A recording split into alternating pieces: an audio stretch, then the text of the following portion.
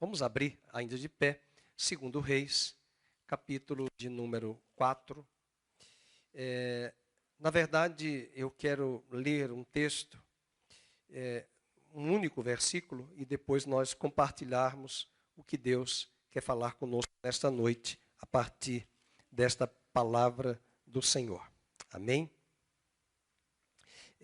No capítulo 4, 2 Reis,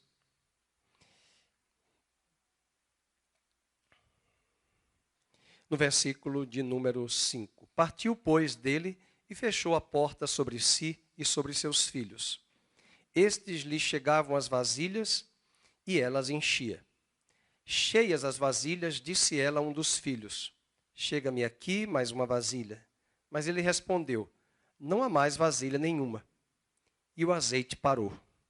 Então foi ela e fez saber ao homem de Deus. Ele disse: vai, vende o azeite e paga a tua dívida, e tu e teus filhos vivei do resto. Amém? Que o Senhor abençoe a sua palavra. Você pode sentar. Essa é apenas uma menção no livro de Reis de um Deus muito especial que veio suprir as necessidades do seu povo. O capítulo de Reis, capítulo 1, 2 e 3, 2 Reis, você pode voltar, é um Deus que está agindo de forma macro. É um Deus que está cuidando da nação. É um Deus que está dando livramentos a um país. É um Deus que está intervindo sobrenaturalmente, militarmente. Havia todo um complô para matar o profeta Eliseu. Elias já tinha sido perseguido.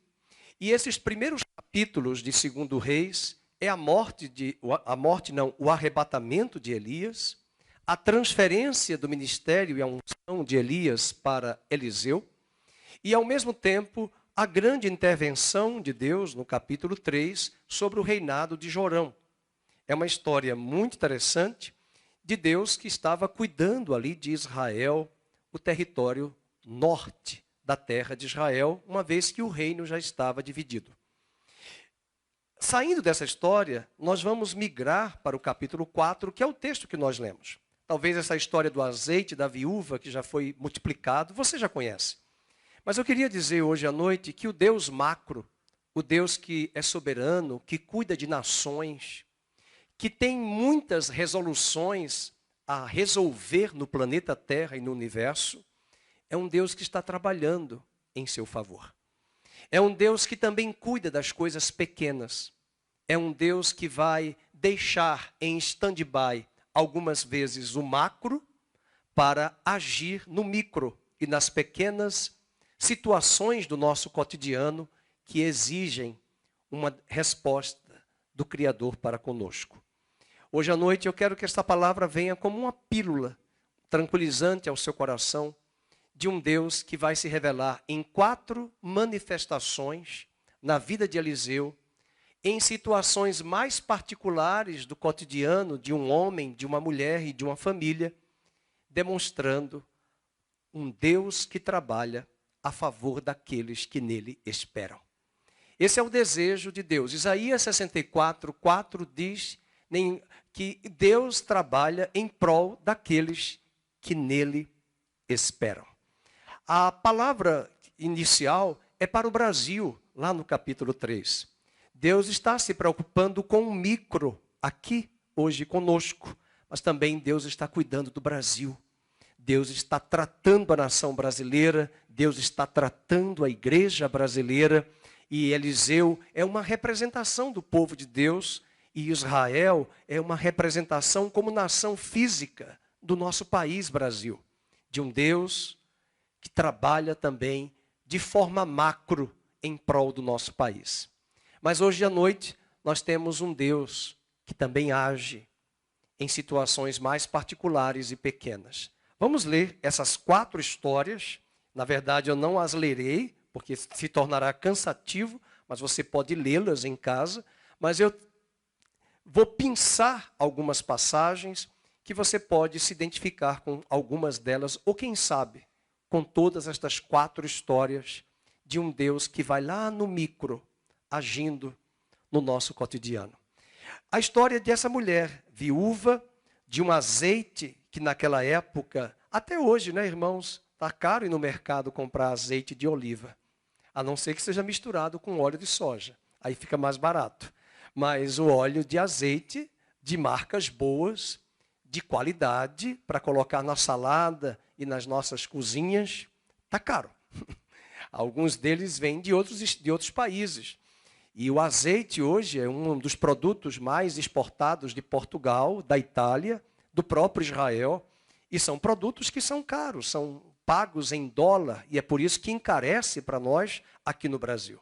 Assim também o azeite, naquele momento, era uma troca, uma forma de multiplicar e ela vender e suprir a sua casa. Isso fala de estratégias que Deus deu àquela mulher, de estratégias que Deus está dando a você hoje à noite, quem sabe, para a sua empresa, para os seus negócios, estratégias na sua vida pessoal, na sua vida financeira, que Ele quer abençoar e multiplicar. O capítulo 4 diz que certa mulher, das mulheres dos discípulos dos profetas, portanto, ela não era uma mulher pagã, ela era alguém que participava ali, era esposa dos discípulos dos profetas, vamos assim dizer, do seminário teológico, né? Do seminário teológico, e clamou a Eliseu dizendo: meu marido, teu servo, morreu, e tu sabes que ele temia ao Senhor. É chegado o credor para levar os meus 2 filhos para lhe serem escravos. Eliseu lhe perguntou: que te hei de fazer? Dize-me o que é que tu tens em casa. Ela respondeu: a tua serva não tem nada em casa, senão uma botija de azeite. Por que você está murmurando e reclamando do que você tem em casa? Estou olhando para Fátima e lembrando agora dela dos talentos que Deus deu a ela para fazer seus bolos, para fazer seus doces, que são feitos, que são vendidos, que são compartilhados em alguns lugares desta cidade, e muitos de nós já conhecemos os seus bolos. Eu lembrei de algumas pessoas aqui da nossa igreja que tem, não talvez, uma botija de azeite, mas tem uma máquina de costurar. Mas tem um aparelho de cortar cabelo. Que tem uma casa que cuida de idosos. Né?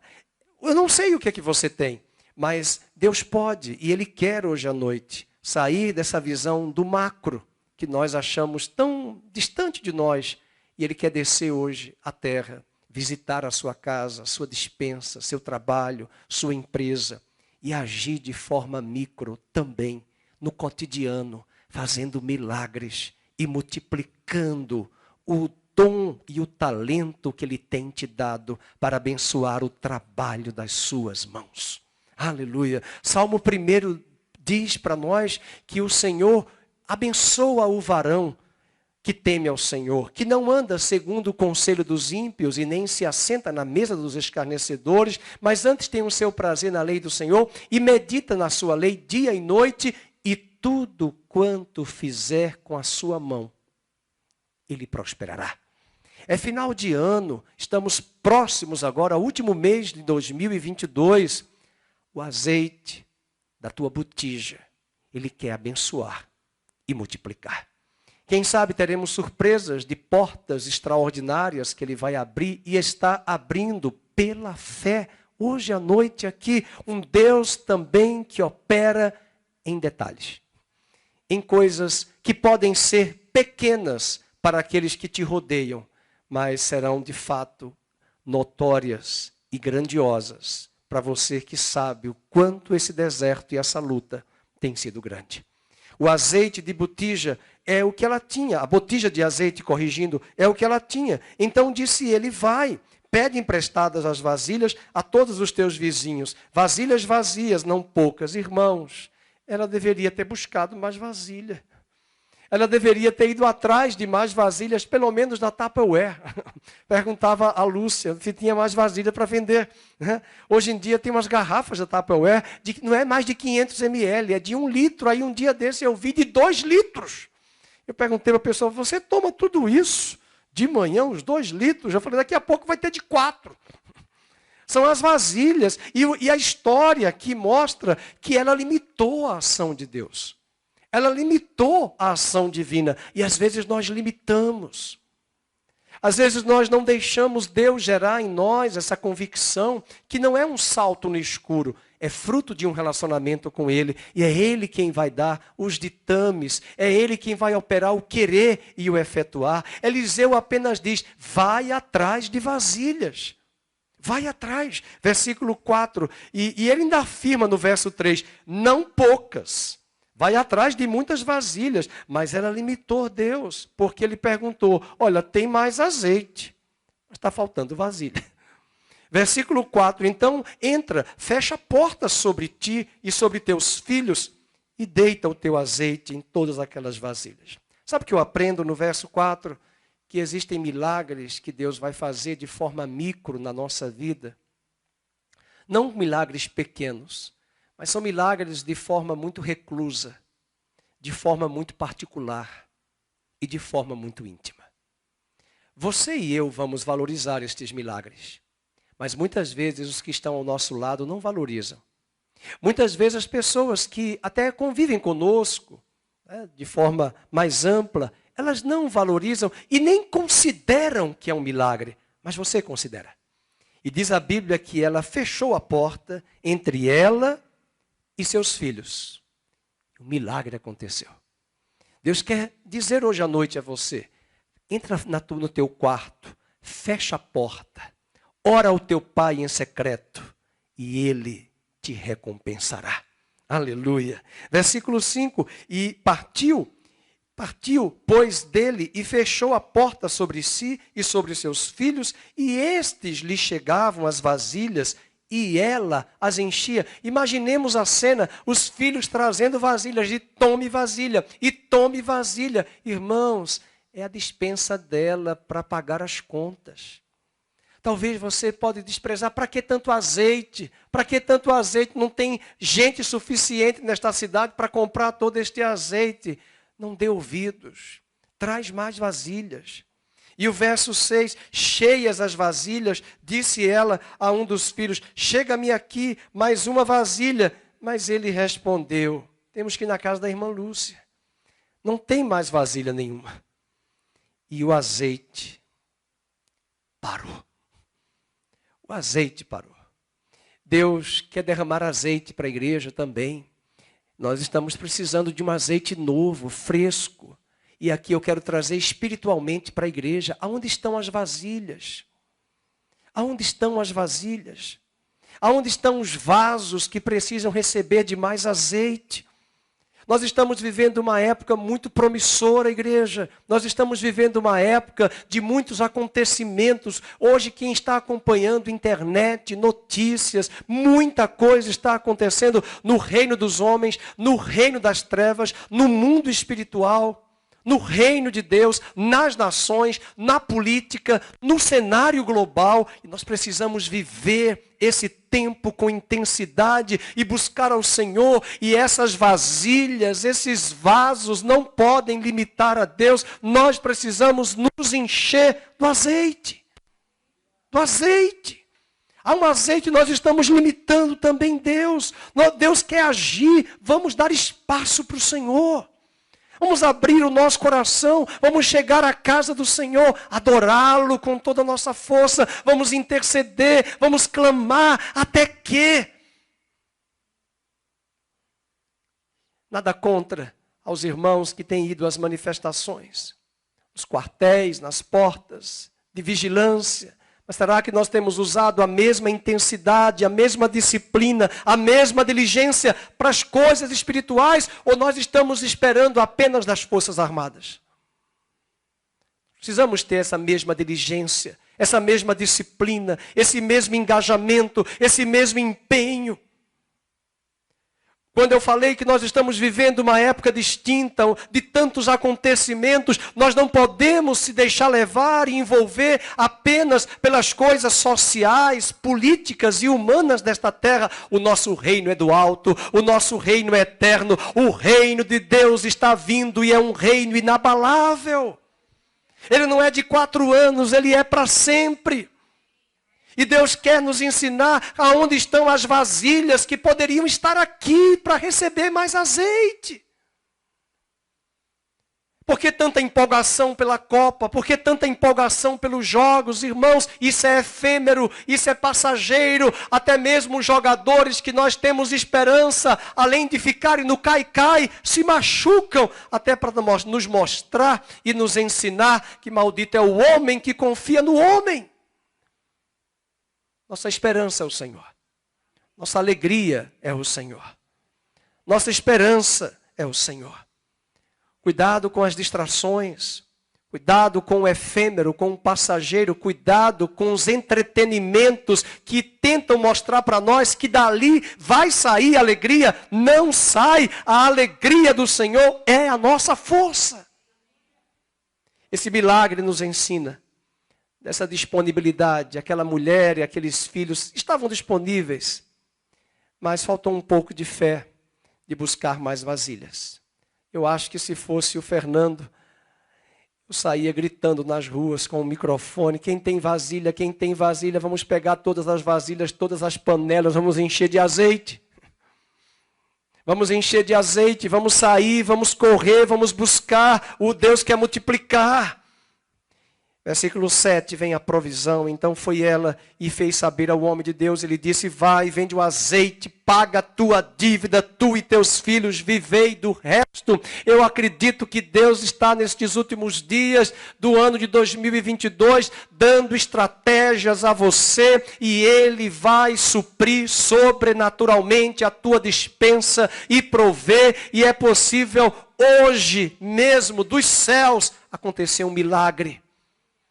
Ele sair não apenas do mundo macro, dessa visão mais sistêmica, global. Ele entrar na tua casa, na tua despensa, no seu trabalho, no seu físico. Aquilo que os médicos não conseguem fazer, Ele pode fazer.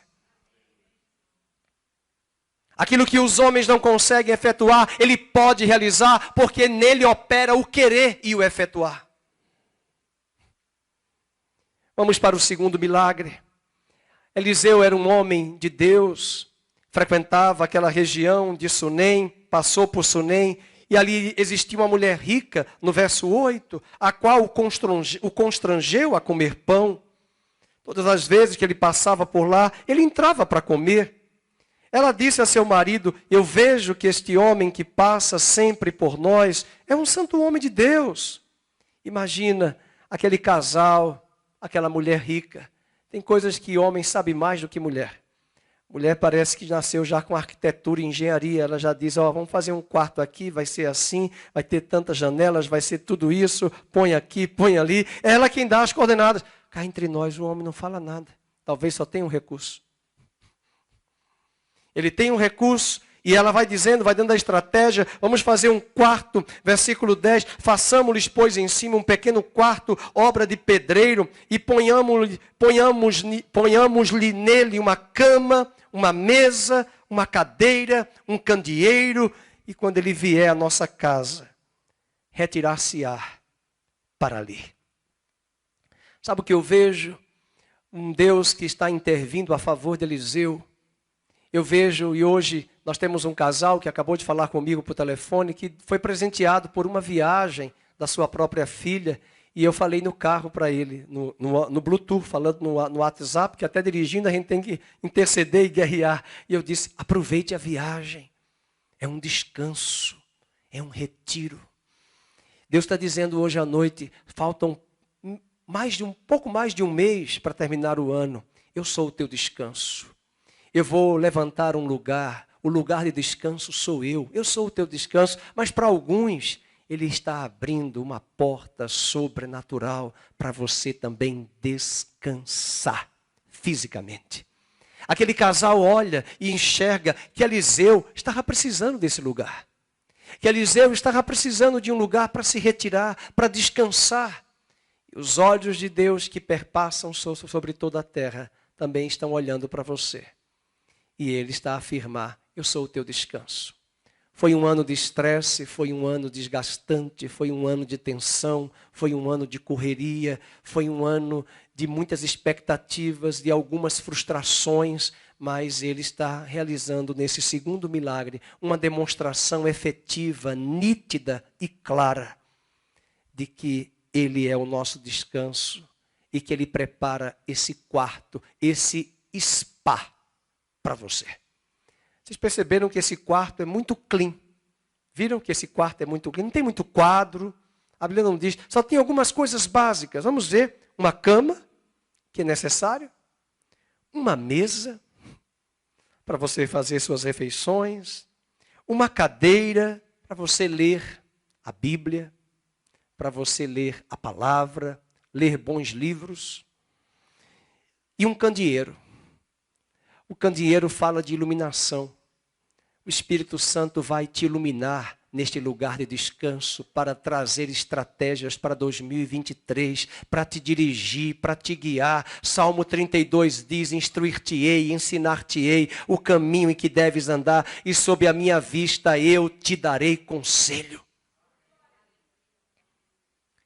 Terminou o quarto. Hoje é tanta coisa no quarto, tem som, tem DVD, tem, como é que chama aquela que fala da Amazon? Esqueci o nome que eu tenho. Alexa, que fala demais. Tem o Waze, tem de tudo, tem celular, smartphone, são muitas demandas, são tantas chamadas, tem quadro, tem livro, tem caderno, tem cama, tem móveis, guarda-roupa, cabide, é muita coisa. Mas esse quarto é clean. Esse quarto é limpo. Ele é muito objetivo. E Deus quer trazer objetividade para as nossas vidas, praticidade para 2023 e o finalzinho de 2022. Seja prático. Eu morei em São Paulo uma vez, ali próximo à região, a Barra Funda, e eu ia fazer discipulado à noite com uma família oriental de japoneses, e essa mulher tinha um apartamento muito grande. E o seu filho era jovem, e eu ia fazer o discipulado, ele frequentava a igreja que nós íamos em São Paulo, e eu nunca esqueci. Cheguei lá e disse assim, nossa, que sala estranha, não tem quase nada, poucos móveis e pouca coisa. Ela disse, olha pastor, é assim, porque aqui a faxina é rápida, é só passar o pano. Não tem muita bugiganga. Não tem muita coisa, eu preciso de tempo. Eu me converti, pastor, eu quero tempo para ler a Bíblia, tempo para estudar. Então, quando eu vou fazer a faxina, é o aspirador e o pano vem rápido. Clean nos móveis. Mas se eu ponho muita coisa, eu tenho que tirar, é poeira, é isso. E eu fico muito sistemática, e eu perco tempo, e eu fico como Marta. E esqueço de ser Maria, aos pés do Senhor. Nesse mundo tão agitado, nesse mundo de tantas demandas, nesse mundo de tanto ativismo para tudo que é área, nesse mundo de várias chamadas digitais, virtuais, dos aparelhos tecnológicos que nos cercam, o Espírito de Deus como candeeiro quer nos iluminar no nosso quarto, na nossa mesa, na nossa cadeira, na nossa cama, para fazer desse lugar um lugar de repouso.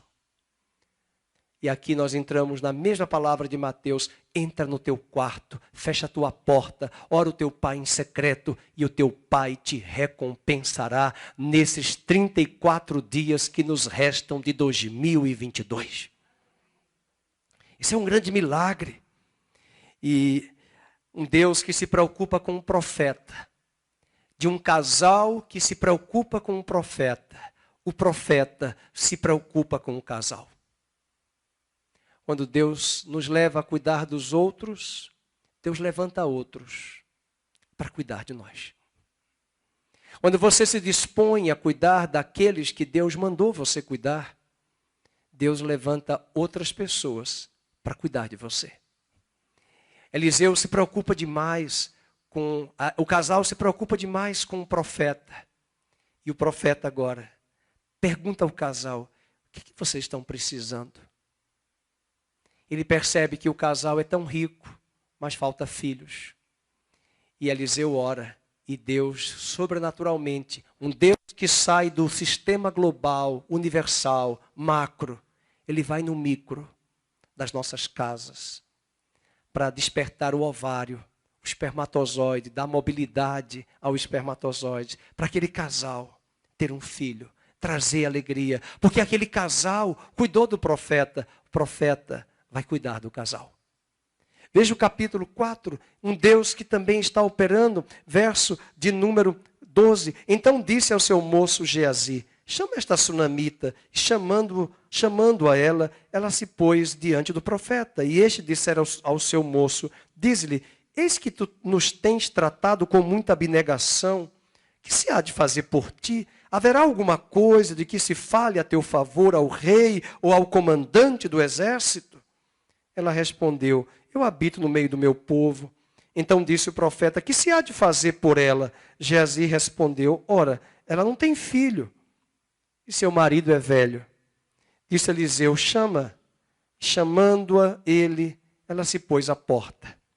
Disse-lhe o profeta, por este tempo, daqui a 1 ano, abraçarás um filho. Irmãos, ele já era velho. Não havia mais mobilidade nos espermatozoides. Não havia talvez tanta fertilidade naqueles ovários. Mas o Deus do impossível opera de forma sobrenatural, quebrando paradigmas. Quem sabe você que está nos assistindo em casa, você que está aqui hoje à noite, quem está pensando aqui, alguém da sua família que está lutando para engravidar, que não consegue engravidar, Deus está não apenas operando no macro, Ele também opera no micro. Ele não vai na onda dos diagnósticos dos homens que são limitados, que são muitas vezes negativos e pessimistas. Ele trabalha em prol daqueles que nele esperam.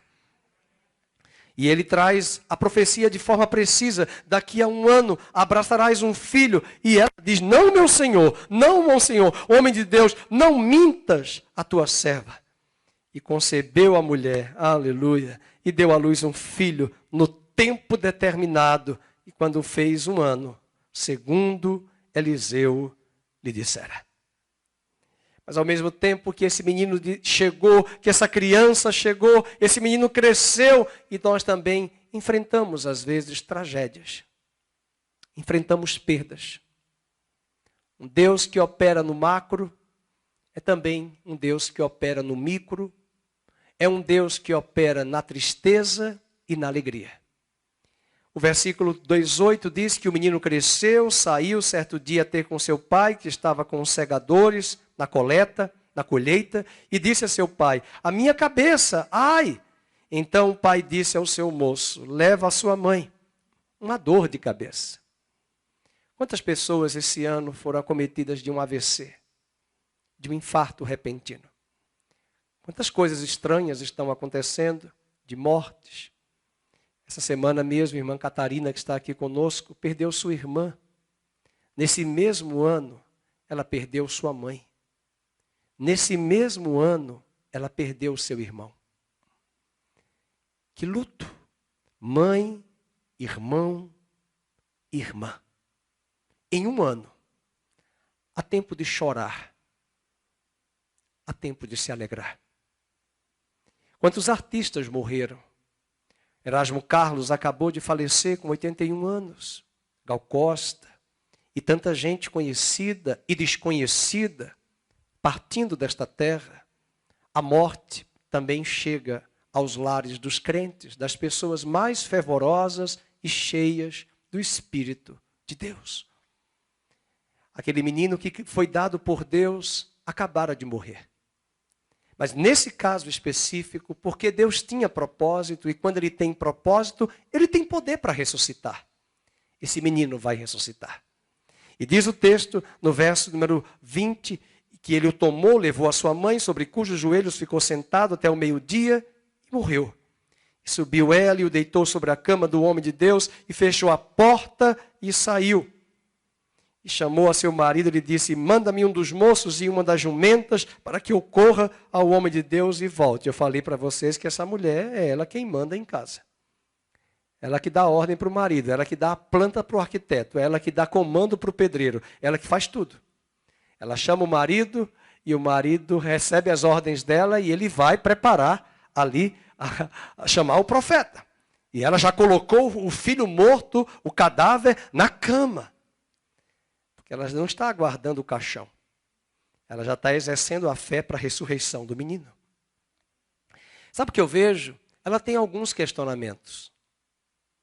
Sabe o que eu vi nesse ano e nos anos da pandemia? Questionamentos. Por que Deus levou? Por que Deus permitiu? Por que Deus deixou? Por que isso está acontecendo? São questionamentos. Ontem nós visitamos uma família da nossa igreja muito querida, uma história de vida muito bonita. Nós fizemos o casamento deste jovem casal, e nós ontem estávamos visitando eles ali em Montemor. diante do presente que Deus deu, o Filho. Mas eu paro por aqui e eu disse para eles, são vocês que vão contar o milagre e a história de um milagre aqui na nossa igreja local. Eles devem estar nos assistindo agora. Estou aguardando o comunicado de vocês. Portanto, esse menino que acabara de ser um milagre, nasceu, ele cresceu, de repente morreu. E o versículo 24, então fez ela albardar a jumenta e disse ao moço, guia e anda, não te detenhas no caminhar, senão quando eu te disser. Partiu ela, pois, e foi ter com o homem de Deus ao Monte Carmelo, e vendo-a de longe, o homem de Deus disse a Geazi, seu moço, eis aí a sunamita, corre ao seu encontro, e diz-lhe, vai tudo bem contigo, com teu marido, com o menino? E eu gostei da resposta dela. E foi essa resposta que muitos de vocês que estão aqui presentes e em casa nos assistindo, foi essa resposta que você teve que dar a muita gente nesse ano, diante de tantos acontecimentos sombrios e difíceis. Vai tudo bem? Diga para a pessoa que está do seu lado, vai tudo bem. Só que olhe para mim, não está tudo bem.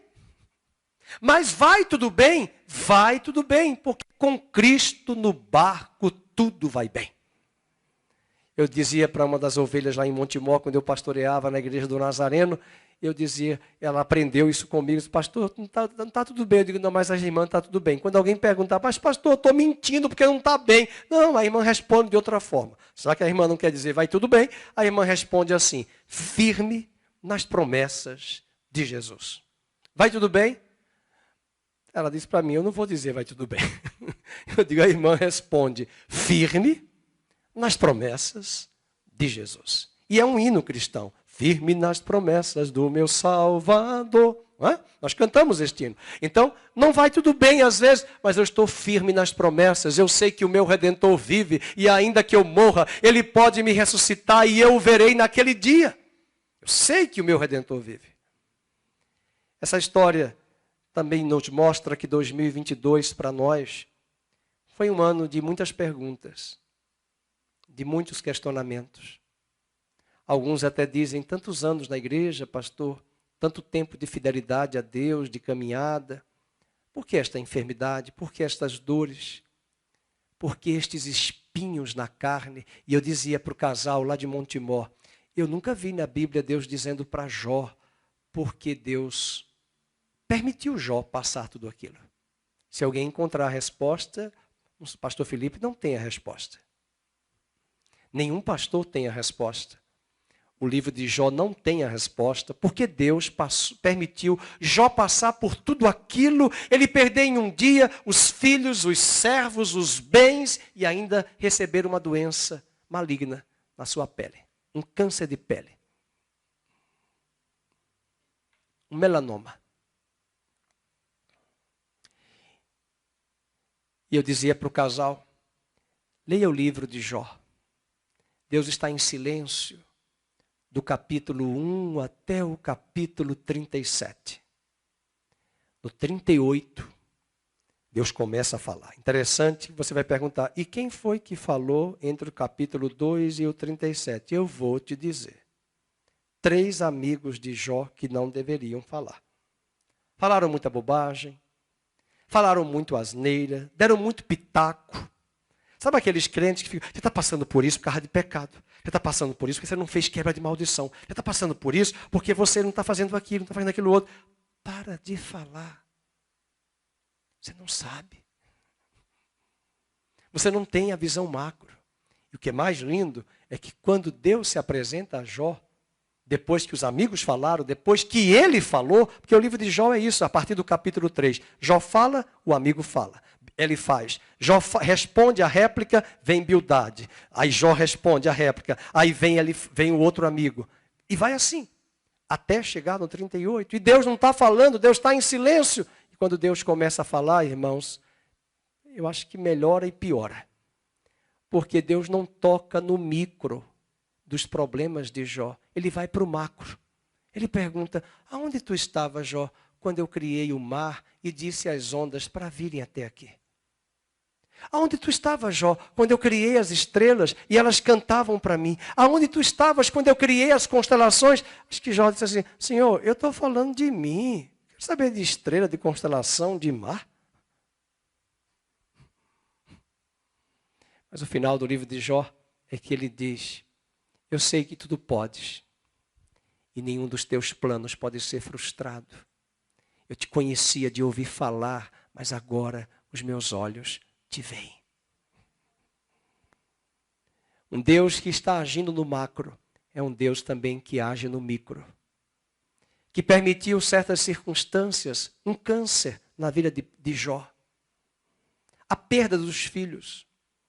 Os questionamentos mais subjetivos e reticentes, de tantas reticências que trazia questionamentos e não tem resposta, e nós não temos as respostas. E quando alguém perguntar, vai tudo bem, porque Cristo está conosco no barco e vai tudo bem sim. Para que falar para a pessoa que não vai resolver? Vai falar com a pessoa que tem capacidade para resolver. A primeira é Deus. Pior que a segunda vai sobrar para mim, é o profeta. É o pastor, e as pessoas querem procurar no pastor, dar a resposta, pastor, tem oração. Às vezes a gente ora e a pessoa terminou de orar, a pessoa vem tão espiritual. Pastor, Deus falou alguma coisa? Não. Ele já falou na Bíblia. Ela vai para o profeta, capítulo 4, chegando ela, verso 27, pois ao homem de Deus, ao monte, abraçou-lhe os pés. Eliseu, uma figura de Cristo, abrace os pés do Senhor como aquela mulher que derramou o seu vaso de alabastro, as suas economias que eram caríssimas naquela época. Até hoje os perfumes mais melhores são os mais caros. E ela derrama, ela abraça os pés de Cristo, assim como essa mulher está abraçando os pés do profeta. Então se chegou Geazi para arrancá-la, mas o homem de Deus lhe disse, deixa, porque a sua alma está em amargura. Um Deus que atua no micro, está contemplando hoje à noite, neste lugar, você que está em casa, assistindo a sua amargura. Suas lágrimas, suas dores, seu desgaste emocional, físico, diante de tantos problemas que você tem enfrentado. O profeta disse, deixa ela ficar. Ela está amarga. Nós precisamos saber administrar bem as nossas amarguras. Nós precisamos saber administrar os nossos conflitos. Nós precisamos saber resolver para que nesta hora de amargura nós não venhamos atribuir culpados. Nós não venhamos elencar e pensar um bode expiatório para atribuir sobre estas pessoas ou até sobre o pastor e a igreja a culpabilidade de estragos e tragédias que estão acontecendo em nossas vidas. Ele disse, porque a sua alma está em amargura e o Senhor me encobriu. Que bom. Deus não falou nada para Eliseu. Que bom que Eliseu é um homem centrado. Que bom que Eliseu não é um homem de holofotes. Não é um homem dado a essas vaidades contemporâneas de que alguns acham que o púlpito, na pessoa de quem está aqui, pode ter todas as respostas, quando na verdade nós não as temos. Não existe mágica, não existe reza forte, não existe azeite de Israel e não existe situações de água benta que nós possamos jogar, molhar. Hoje é até estranho assistir alguns rituais do romanismo na igreja, na televisão. Me assusta quando eu vejo de manhã, 6 horas da manhã, um sacerdote romano jogando um balde. Antigamente a água benta era bem pequenininha, uma vasilha pequena. Hoje é um balde. E todos se molham. E nada acontece. Nós temos que aprender a lançar as nossas amarguras. Entender que certas trajetórias da nossa vida, espaços da nossa vida, o Senhor não vai revelar para ninguém. O Senhor vai encobrir. O Senhor não vai manifestar.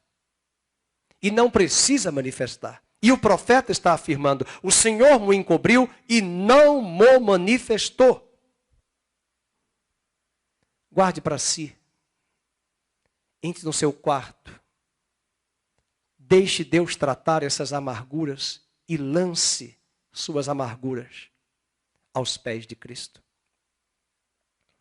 Estou lembrando agora de vários irmãos, eu não posso mencionar por uma questão ética, eles não me deram autorização, de tantas situações que estão enfrentando há mais de um ano. Uma família de Valinhos, que nós conhecemos, membros da nossa igreja, que enfrentam situações com a nora, com o filho, há mais de um ano, irmãos. O que fazer? Disse ela: pedi eu a meu Senhor algum filho? Ela está jogando amargura. Você tem estrutura de ouvir as amarguras de terceiros que Deus vai colocar ao seu lado?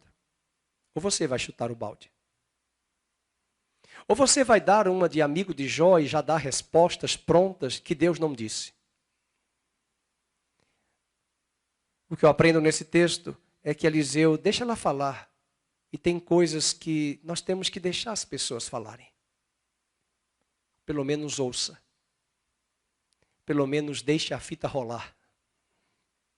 Às vezes, só em falar, já vai sair ali toda a contaminação da alma.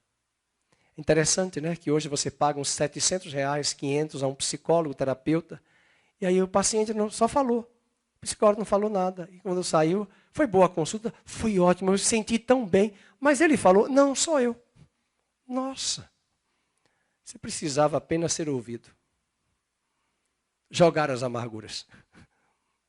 Eu achei engraçado, eu estou vendo uma família rindo, mas eu lembrei de uma coisa muito interessante, de uma pessoa que foi a primeira vez uma clínica terapêutica, ela falou tanto, pagou uma fortuna de consulta, é um excelente profissional, e quando ela foi, um médico foi falar, um psiquiatra, ele disse assim: só falta 1 minuto. Eu disse: mas eu quero que você fale. Você não deixou eu falar. A consulta terminou, tem mais 4 para atender. Ela disse: pastor, vou ter que pagar outro valor. Próxima vez, deixa ele falar, irmã. Mas ele levantou o relógio e disse: só falta 1 minuto. Agora eu quero falar. E ele disse: eu não vou mais falar. O versículo 29 disse o profeta a Geazi: cinge os lombos, toma o meu bordão contigo e vai. Se encontrares alguém, não saúdes. E se alguém te saudar, não lhe respondas. Põe o meu bordão sobre o rosto do menino. E porém disse a mãe do menino: tão certo como vive o Senhor e vive a tua alma, não te deixarei. Então ele se levantou e a seguiu. E Geazi passou adiante deles e pôs o bordão sobre o rosto do menino, porém não houve nele voz nem sinal de vida. Então voltou a encontrar-se com Eliseu, ele deu aviso e disse: o menino não despertou. Sabe o que eu aprendo aqui? Que às vezes Deus está operando no nosso cotidiano, até testando a nossa resiliência. Porque há muita gente que vem, está com um problema, aí frequenta o culto de quarta-feira da oração, a primeira noite, aí chegou em casa, não aconteceu nada. Eu acho que eu não vou mais. Aí vem vários domingos, aí não aconteceu em 1 mês, não aconteceu em 2 meses. Eu acho que eu não vou mais. Eu vou para uma igreja de reza mais forte. Uma vez uma ovelha falou para mim: eu vou buscar uma igreja mais forte. Eu digo: forte de quê? Para que as coisas aconteçam. Eu digo: cuidado, pode ser que não aconteça. O que eu aprendo aqui é que Deus está ensinando a Geazi, ensinando a Eliseu, ensinando aquela mulher resiliência. Eu chamo isso aquilo que nós ouvimos nas empresas. É o teste de qualidade de ISO 14000, da matéria-prima até o consumidor, o produto chegando com qualidade. De fornecedores até o consumo final do produto e do pós-venda para saber se o produto está bom. Às vezes nós temos visto ao longo desse ano de pandemia que as pessoas querem buscar igrejas imediatistas, respostas prontas, automáticas. Veja, meus irmãos, Eliseu passou o cajado, passou o bordão para Geazi, nada aconteceu. Ou você está achando que a mão do pastor Fernando é melhor do que a do pastor Felipe, mas a dele é maior do que a minha. Olha a altura dele. Ou você está achando que de nós dois homens, será que Deus não vai deixar assim em stand-by um desses dois e dizer assim, não, eu vou fazer com a pastora Vânia. Eu vou fazer com a pastora Mabe. Eu vou fazer com a irmã Luz, eu vou fazer com a Olga. Não é o homem, é a minha mão. É o meu braço. E o capítulo de número 4 nos mostra, no verso de número 34, que ele subiu à cama, deitou-se sobre o menino, pondo a sua boca sobre a boca. Meu Deus, se fosse hoje! É pedófilo. Tem traços além do, não posso falar tudo, além do comportamento hétero. E aqui eu quero dizer uma coisa. Você está preparado para ver coisas extraordinárias de Deus e cá entre nós estranhas? Uma vez eu participava da intercessão em Maceió, num bairro próximo ao Shopping Iguatemi na época. Eu ia a pé da minha casa para a casa da irmã Tânia. É uma mulher guerreira de oração, ela já esteve aqui em Campinas, no Flamboyant. Uma mulher é uma profetisa. Uma mulher guerreira, viajou muito por esse mundo, sem recurso algum, mas Deus abriu todas as portas, até na Rússia ela já esteve. Já viajou para Israel, acho que mais 8 vezes. Provisão? Deus levanta e envia e manda. Uma vez fui orar com ela na sua casa, ela disse, ela não era pastor naquela época, era jovem, ela disse, Fernando, vem aqui orar. Cheguei lá quando eu estei, irmãos, vou pedir licença aos irmãos que estão em casa.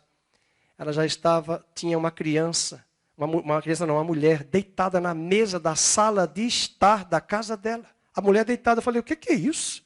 De imediato lembrei desse texto. E ela já estava assim, entra e roda e anda, e ora. E eu ficava. É o que ela estava fazendo. Eu falei, o que é isso, Deus? Eu não vou questionar, já entra e obedece, vamos embora. Enquanto ela e uma pessoa que estava com essa mulher acompanhando. Eu falei, meu Deus, o que está acontecendo aqui? Ora, Fernando, ora. Se você quiser orar em línguas, ora. Se você quiser orar em português, ora. E eu simplesmente obedeci. E ela na mesa, eu não sabia. Deus estava fazendo uma cirurgia de câncer naquela mulher. E foi a mulher na mesa que viu um homem de branco colocando a mão no seu abdômen e tirando o tumor. E 15 dias depois foi testificado pelos médicos que não tinha mais nada. Foi um milagre feito apenas entre 4 pessoas, com ela na mesa, deitada. O que é isso? É churrasco? A única coisa que eu vi que não era uma pessoa, foi a primeira vez que eu vim morar aqui em São Paulo, de férias ainda, me assustou, porque lá no Nordeste eu nunca tinha visto leitoa, com rabo, com orelha, com tudo, com a boca e uma maçã, na mesa do jantar, da ceia de final de ano. Digo, meu Deus, o que é isso, essa leitoa? Foi a primeira vez que eu vi, eu falei, o que é isso? Na mesa, mas avistaram uma mulher deitada, e essa mulher não era crente. E uma senhora e um jovem ao redor na mesa, rodeando, falando em línguas, orando. É loucura para os que se perdem, mas é poder de Deus para todo aquele que crê. Não questione, obedeça. Por que você, diz Provérbios 3, não te estribes no teu próprio entendimento, para de ficar numa visão cartesiana, humanística, racional ao extremo. Deus está acima da razão, Deus está acima da lógica, Deus está acima do intelecto. E eu vi esse milagre na casa da irmã Tânia. Irmãos, essa irmã é mulher de fogo. Uma vez a gente foi orar e eu estava com fome já e ela não parava de orar e nós fomos para a mesa. E essa irmã começou a orar por Israel, foi para a África, foi para a Ásia, foi para a América, foi para a Europa e orou por todas as nações, que a gente orava por todas as nações na casa dela. Daqui a pouco estou na oração, era a oração do almoço e eu vi um barulho dos talheres, o garfo, a faca, mas eu abri o olho e digo, acho que a filha dela está almoçando. Quando ela terminou de orar, as 3 filhas já tinham comido. Ela se empolgou. Ela se empolgou, elas iam trabalhar, a Kátia ia trabalhar. E eu falei assim, meu Deus, eu estou com fome, mas a irmã não para. E agora eu estou entrando no Azerbaijão, no Cazaquistão, no Quirguistão, na Índia, no Nepal, nas Ilhas Caimã, nas Ilhas Marshall. E eu falei, meu Deus do céu, o mapa está lá em cima, no quarto, mas está na cabeça dela. Imagina a cena, como é que você reagiria nessa visão de um Deus que está operando de forma além da tua razão, além da tua lógica. Para de colocar Deus numa caixinha, num caixote, e esse é o problema da igreja. E cá entre nós, não espere esse tipo de milagre muitas vezes no púlpito. Púlpito é lugar da palavra, mas aqui é um lugar onde a porta está fechada, apenas ela, o profeta e o menino que estava morto. Às vezes você está exigindo milagres, você quer coisas explosivas, coisas tremendas. Mas quantos incrédulos estavam no ministério de Jesus? Quanta gente só religiosa de fachada, mas que não cria no sobrenatural. Por que Jesus entrou na casa da filha de Jairo e ele expulsou todas as pessoas? Saiam, saiam, saiam. Eu só quero o pai, a mãe e os meus discípulos, o trio. Pedro, Tiago e João, fiquem aqui. Porta fechada. Talita cumi, levanta-te e anda. E a menina ressuscitou. Estava assim de gente, assim de curiosos, assim de incrédulos, assim de gente que não quer coisa com coisa, que não entende os ditames de Deus, não conhece os modus operandi. E eu estou falando isso aqui hoje à noite porque Deus está trazendo revelação ao seu coração para você sair desse caixote, dessa caixinha e estar aberto para coisas extraordinárias, tremendas na sua vida. Que vai quebrar a lógica. E vai quebrar a lógica. Uma vez eu contei ontem para um irmão que quando eu fui passar num programa de pós-graduação aqui na Unicamp, tinham 3 candidatos que davam, a vaga já é minha. Os 2 perderam, falei 3, eram 2. Os 2 perderam. Mas quando eles disseram que a vaga era dele, que o orientador já tinha chamado eles para fazer a pesquisa, eu falei, peraí, o inimigo me deu um desânimo. Eu fui no banheiro da Unicamp, nunca esqueci, tranquei a porta e comecei a orar em línguas. Sai! E eu fui aprovado, e a vaga, e os 2 que achavam que a vaga já era um deles, nunca entraram. Porque a gente não pode confiar na lógica, na razão. Eu conheço gente que tinha um currículo excelente, não foi chamado. E eu conheço um que só tinha acabado a graduação. Foi esse que foi chamado e aprovado. E tem gente que diz, não vou colocar meu currículo, porque, olha, tem aquele candidato, tem aquele outro, mas eu quero dizer uma coisa, Deus é sobrenatural na sua vida. Versículo 35. E demorou, viu, para acontecer um milagre. Deitou-se sobre o menino, 34, boca com boca, olho com olho, mão com mão, se estendeu sobre ele e a carne do menino aqueceu. Então se levantou e andou no quarto uma vez de lá para cá, de lá para cá, de lá para cá. Quebre toda a lógica humana e tornou a subir e se estendeu sobre o menino. Olha a resiliência. E este espirrou 7 vezes e abriu os olhos. Então chamou a Geazi e disse, chama a sunamita, e ele a chamou, e apresentando-se ela ao profeta, ele lhe disse, toma o teu filho. Ela entrou, lançou-se aos pés dele, prostrou-se em terra, tomou o seu filho e saiu. Essa é a terceira história.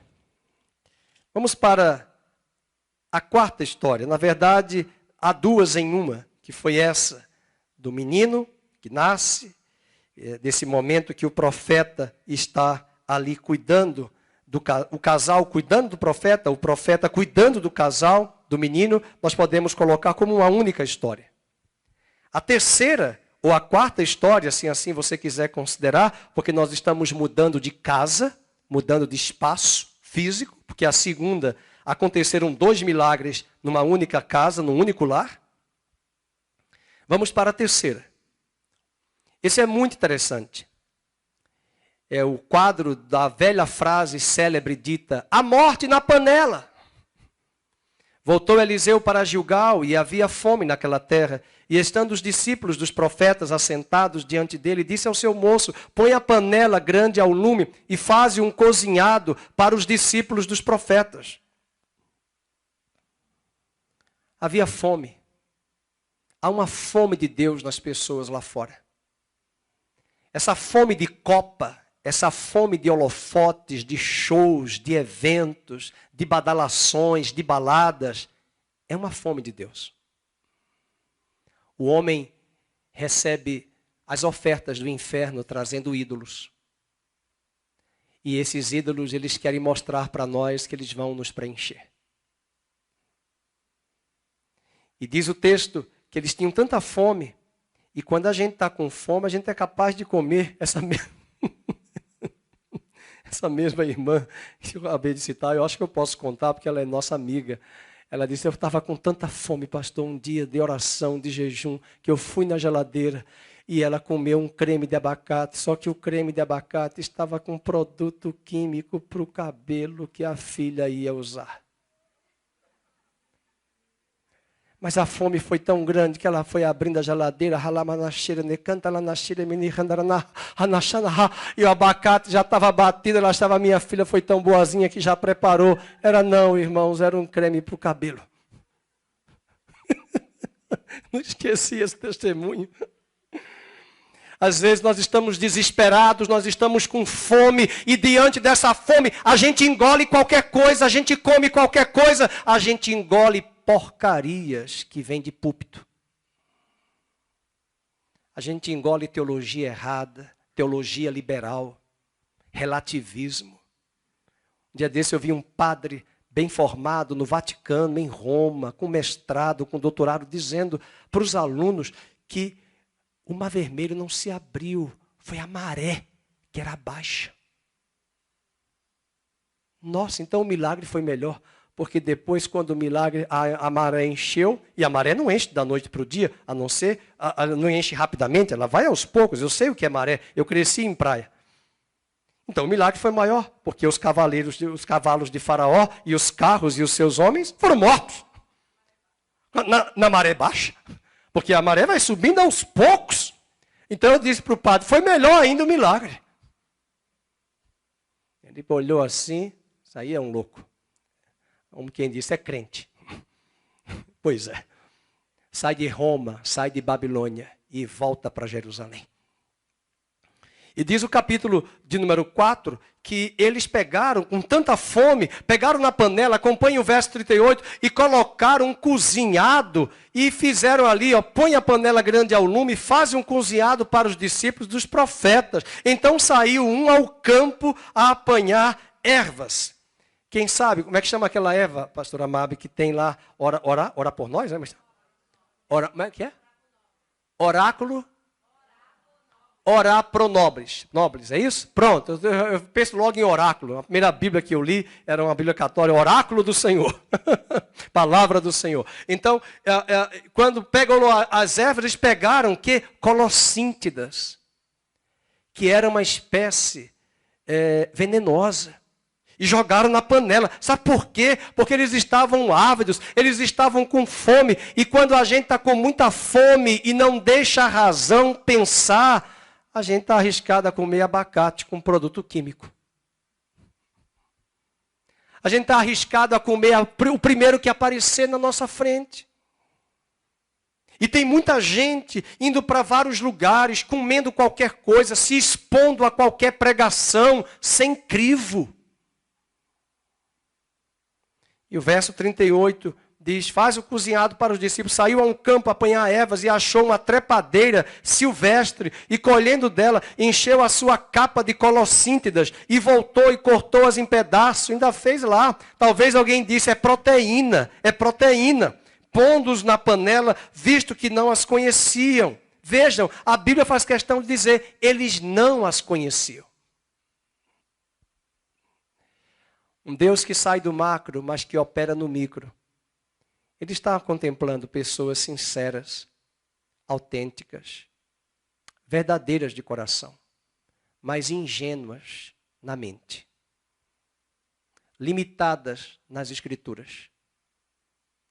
Essas pessoas, Deus é poderoso para dar um grito, a morte na panela, e trazer a vida.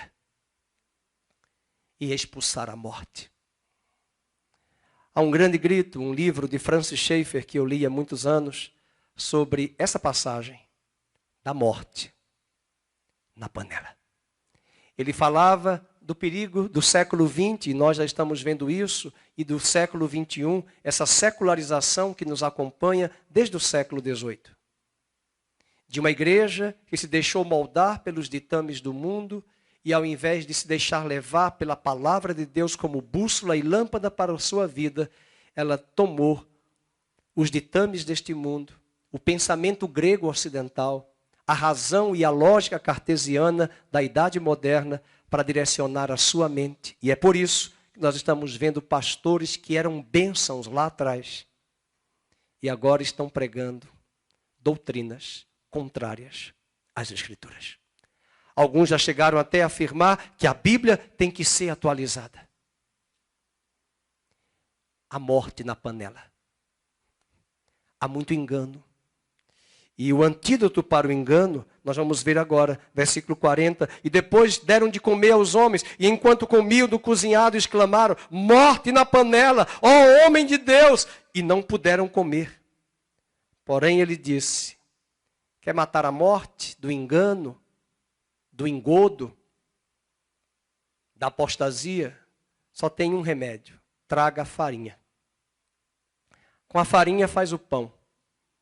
Com o pão você come. E Jesus é o pão que desceu do céu. É a farinha de trigo celestial pura que estava na eternidade, que se fez carne. E a doutrina de Cristo está na santa palavra de Deus para derrubar essa morte, esse engano e esse engodo. Somente a farinha que desceu do céu, o pão vivo que desceu do céu. Jesus disse em João capítulo 6, vossos pais comeram maná no deserto e morreram, mas eu sou o pão vivo que desceu do céu. E quem come de mim se alimenta e tem vida eterna. E versículo 41 diz que tira de comer para o povo e já não havia mal nenhum na panela, porque ele deitou a farinha na panela. Mas o último milagre de um Deus que sai do mundo macro, do mundo mais amplo, acima das nossas cabeças, é um Deus que opera também no cotidiano, das coisas mais pequenas, mais simples, mais rude, mais comum da nossa vida. 20 pães vão satisfazer a 100 homens. Alguém já viu um prato de pedreiro? Andréia. Ok, a Andréia já viu. 2 metros. 200 centímetros, 1 centímetro, 1 centímetro, misericórdia, né? 10 centímetros de altura, 15 centímetros de altura. Imagina alimentar 100 homens no Oriente Médio, famintos.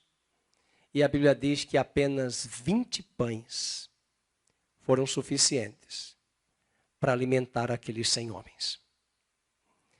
O que nós aprendemos aqui no versículo 42 é que veio um homem de Baal, Salisa, e trouxe ao homem de Deus. Vocês estão percebendo os lugares geográficos, as cidades desconhecidas, os personagens mais anônimos? Deixe-me dizer uma coisa, é você, sou eu, nessas histórias, de um Deus que trabalha em prol daqueles que nele esperam. Ele não apenas está sentado no trono, governando as nações e sustentando o universo pela palavra do seu poder. Ele visita a terra, ele abre as janelas dos céus, entra no teu quarto, entra na tua cozinha, na tua despensa, no teu trabalho, no teu carro, na tua casa, no banheiro. Eu conheço um irmão que disse, pastor, meu lugar de oração é no banheiro, no vaso sanitário. Eu digo, tá bom, tá ótimo, nem precisa falar detalhes. O outro é tomando banho, pastor. Não tem problema. É no teu lugar. É no teu quarto. E diz o versículo 42, que trouxe ao homem de Deus pães das primícias, 20 pães de cevada. Irmãos, pães de cevada eram pães para os pobres. Vocês estão lembrados de Ruth? ela recebeu ali os pães de cevada. Não era qualquer... As pessoas mais abastadas não comiam pão de cevada, era de trigo. O trigo não alterado geneticamente desde a década de 90, mas o trigo substancial. E diz o texto que esses 20 pães de cevada, espigas verdes no seu alforje, disse a Eliseu, dá ao povo para que coma. Porém seu servo lhe disse, como hei de eu pôr isto diante de 100 homens? Olha a incredulidade. Olha mais uma vez querendo limitar Deus. Ele tornou a dizer, dá ao povo para que coma, porque assim diz o Senhor, comerão e sobejará. Então lhes pôs diante, vamos ler juntos? Comeram e ainda sobrou, conforme a palavra do Senhor. Vai sobrar na tua casa, vai sobrar na tua despensa, vai sobrar na tua empresa, nos teus negócios, nas tuas vendas. Vai sobrar, não produto, vai vender tudo, mas vai sobrar. Vai sobrar recursos, você vai pagar as suas contas e vai sobrar. Para ver um Deus micro, que atua nas coisas micro não porque ele é grande, que atua nas coisas pequenas e coisas grandes. De um Deus que não apenas está olhando para as nações, para o universo, mas está olhando para você. Você que está aqui, você que está em casa nos assistindo. Ele é um Deus que trabalha em prol daqueles que nele esperam. Vamos abrir as nossas Bíblias em Isaías 64, enquanto o Felipe e o Ministério de Louvor vai chegar. Vamos cantar uma canção. Vou pedir para eles selecionarem, vou deixar vocês à vontade para escolher. E nós vamos ler Isaías 64, verso 4. Por favor, Renan. 64, 4, Isaías. Porque desde a antiguidade, vamos ler juntos, não se ouviu, está na tela. Nem com o ouvido se percebeu, nem com os olhos se viu. Deus além de ti, que trabalha para aquele que nele espera. Foi um ano de muitos desafios para nós. Um ano de muitas perdas para alguns. Ao mesmo tempo que eu falei da irmã Catarina, a irmã Darcy está aqui conosco, nossa ovelha, membro da nossa igreja, de Rosa. Perdeu seu marido esse ano, acho que há 2 meses atrás. Mas está aqui adorando ao Senhor, servindo ao Senhor. Irmã Marlene, que não está vindo, fez a cirurgia dos seus olhos, se recuperando. Irmã Luzia, irmão Márcio, que desde novembro enfrentam lutas com a Priscila, que está na cama, num estado limitado, quase tetraplégica. Seu filho que está se recuperando de um tratamento. Há tantas lutas, há tantos irmãos. Às vezes nós pastores e nós crentes não temos as respostas. Eliseu não tinha resposta. Nós precisamos aprender nestes textos que acabamos de ler, que nós precisamos caminhar. Nós precisamos correr a carreira que nos está proposta. O que é mais lindo de observar é que Eliseu parece uma barata tonta. Não, ele está andando de casa para casa e os milagres acontecendo. O que me admira é que Eliseu não está parando, ele está caminhando e os milagres estão acontecendo. Entrando nos lugares, entrando nas casas, sendo requisitado, sendo convidado, sendo questionado, mas ele está caminhando. Quero que você fique de pé. Deus está mandando dizer a você que não é hora mais de questionar, é hora de caminhar. Eliseu está caminhando. Eliseu assumiu o seu bordão, o seu cajado que veio de Elias. E na autoridade do nome de Jesus, fica de pé, receba esta unção hoje à noite. Há uma autoridade de Deus aqui sobre a sua vida e sobre a sua casa. Não está em mim, está na palavra de Deus. E hoje à noite o Senhor está dizendo, eu estou renovando as suas forças, estou renovando as suas vestes, estou renovando a sua casa, estou renovando a sua vida. Estou tirando todo esse desânimo, estou tirando todos esses questionamentos, esses desgostos, essas tristezas, essas mazelas, essas amarras. O Senhor está dizendo, há uma unção hoje distinta, diferenciada sobre a sua vida, diante desta palavra que o Senhor está trazendo aqui, que mudou até o nosso roteiro, para dizer, eu saio do mundo macro, do mundo acima das suas cabeças, para entrar na tua casa, na tua despensa e dizer, eu sou Deus fiel na tua vida. O ano está terminando, mas eu não estou preso ao cronos dos homens, eu estou preso à minha palavra e à eternidade do meu propósito. Portanto, nesta noite, não deixe que os homens limitem você, os médicos, os diagnósticos, as circunstâncias, os medos, os receios, na autoridade do nome de Jesus. Vamos orar agora. Senhor, nós repreendemos agora, nós entramos em guerra espiritual e nós vamos para a cruz e lançamos como aquela mulher sunamita aos teus pés as nossas amarguras.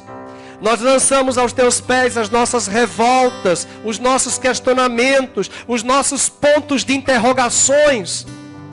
Nós entregamos a Ti hoje as nossas dores, as nossas angústias. Senhor, nós limitamos as vasilhas. Senhor, nós queremos dizer, nós estamos aqui hoje à noite. Há mais vasilhas aqui hoje à noite, aqui em casa. Quem está nos assistindo, as vasilhas estão disponíveis. Senhor, eu coloco o meu filho que não está aqui, o meu genro, a minha nora que não está se dispondo. Eu me coloco por eles. Há mais vasilhas na minha casa. Ore hoje à noite. Há mais vasilhas hoje à noite. Há mais vasilhas hoje à noite. Senhor, eu não quero te limitar. Eu quero me encher. Senhor, eu não quero me focar nestas coisas do mundo, mostrando toda essa visão humanística. Eu quero sair dessa esfera. Eu quero quebrar a lógica cartesiana. Eu quero quebrar a lógica humana. Eu quero depender do teu milagre, do teu sobrenatural. E eu sei que o Senhor está me adestrando para a peleja, para a batalha. O Senhor está usando estas circunstâncias para me preparar para coisas extraordinárias que estão à minha frente. Em nome de Jesus, eu repreendo da minha vida hoje à noite o medo. Eu repreendo da minha vida essa amargura. Eu vou tratar essa amargura com a pessoa certa. É o Senhor. É o Senhor. Eu quero tirar agora toda a culpa que eu terceirizei. Eu quero tirar toda a culpa que eu atribuí a terceiros, a pastores, a nora, a igreja, a maridos, a filhos. Eu retiro a culpa. Eu assumo a minha responsabilidade hoje à noite. E te peço perdão, Senhor. Te peço perdão. Ó Deus, nós queremos trazer estas palavras, estas histórias que nos ensinaram tanto hoje à noite, essas particularidades, estas singularidades que nós vivenciamos aqui, que nós presenciamos aqui. Ah, Senhor, o teu poder está aqui hoje à noite. Há uma unção especial. O Senhor está ungindo a sua cabeça hoje à noite. O Senhor está te ungindo, está te fortalecendo. Vou chamar a pastora Vânia, ela vai ungir. E pessoas que estão aqui, como nós somos poucos, rapidamente, pastor Felipe, pastora Luz, pastora Mabe, pastora Vânia, pastor Aníbal, venham aqui, por favor, todos fiquem aqui. Rapidamente nós vamos chamar as pessoas. E as pessoas que estão aqui, todos vão receber um óleo da unção. Amém? Vamos orar, nós vamos cantar e nós vamos formar a fila. Eu vou pedir que o Felipe cante, enquanto os irmãos pastores, pastor Felipe ajude. Vamos chamar, vou pedir a irmã Maria Luísa, irmão Márcio, vai chegando, todo mundo vai chegando, Catarina, Ademir. Vamos formando uma fila para sermos rápidos. Nós vamos ungir os irmãos e o Senhor diz, este óleo fará a diferença na sua vida. Esta unção é especial sobre a sua vida, de um Deus que opera no micro. Um Deus que opera no micro, na autoridade do nome de Jesus.